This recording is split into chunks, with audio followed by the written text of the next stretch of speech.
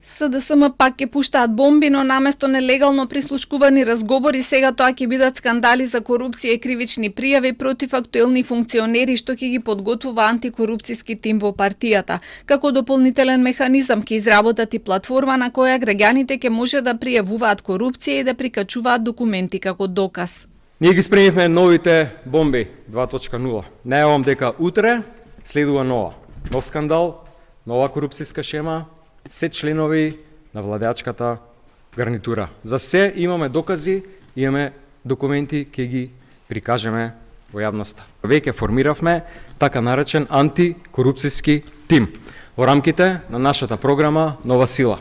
Ќе истражува скандали, ќе анализира документи, ќе ги презентира до јавноста, ќе ги разоткрива сите корупцијски шеми на оваа криминална власт, ќе поднесуваме соодветни пријави до национални и меѓународни институции.